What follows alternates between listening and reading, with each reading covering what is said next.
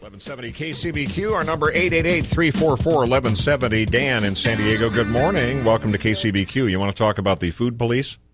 Well, actually, I was just curious because I've been listening to you for a little bit this morning on and off. Yes. Go about my life. Yes. And seeing my daughter off to her little camping trip and stuff. Oh. But in between. But I heard you, it sounded like you don't like the food police, and I don't like the food police.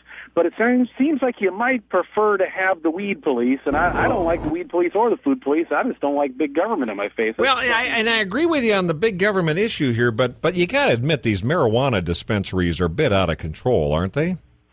I don't know what you're talking about. I mean, let me carry this a step further. Do you wish we had alcohol police? Well, that's different. That's legal.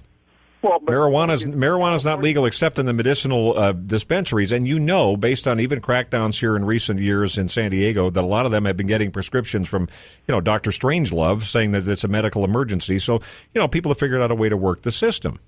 Well, did you read the proposition that was passed that made medical marijuana legal in California? It was very broad, and I'm not sure that anything's out of control. I think that it was so broad that basically you opened it pretty wide, and so that makes it legal. And I'm just checking to see if this is a technical legal issue with you. Well, that's also gets into an issue of states' rights. If there's not a federal, states have a constitutional ability to come up with something that is specifically for the state. If the feds don't address it, in this case, the feds have addressed it, and now apparently today the directive's coming out that the Obama administration is going to maybe relax this, maybe a little bit. I mean, I guess you'd agree that that's a wonderful thing then, even though they've got a whole bunch of dispensaries. What I find is the Obama administration is just the latest in a long line of mealy-mouthed power mongers who give out a crumb to their supporters to make them think they're on their side, the same way that conservative presidents like to cut taxes and they never cut the spending. Yeah. But that's a crumb to conservatives to keep them, to shut them up for a while.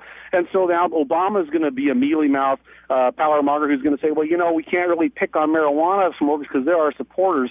So maybe if that's so important to them, maybe there's a whole lot of marijuana smokers in this country, and maybe the whole drug war is out of control. And I'm just trying to figure out whether or not on your side, and I don't mean to be rude or I'm wondering if your tone towards people who smoke marijuana is a little bigoted.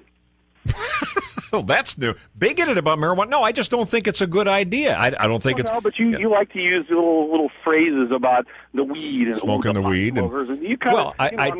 I think I agree with you, Dan, that there's a lot more people than I probably believe that are out there smoking marijuana for medicinal use or for recreational use, and maybe that's one of the reasons why we get some of the elected officials we do. But you and I can both agree that the food police issue, even though Art Madrid, the mayor of La Mesa, is not calling it food police, that this is a step toward more control. I mean, it sounds wonderful. They don't want kids to be overweight, but, if there's a federal health care initiative that provides more power to these kinds of bureaucrats, that they're going to be coming to tell you what to eat next. The politicians that get in power, all they want is more power. You and I are going to totally agree on that, I believe. Right. Now, you're not smoking weed while you're driving, Dan, are you? Well, do I sound like I'm smoking weed? No, you sound very coherent, so I'm inspired. If you are, I guess it would make me think, but I don't think so. All right, thanks, Dan. Appreciate it. Drive carefully. 1170 KCBQ. See, we have smart listeners who think things through. Bigoted toward marijuana. Well, 888-344-1170. Mark Larson here. Mike Reagan, who's very clear-headed, is going to join us after the bottom of the hour. After news next.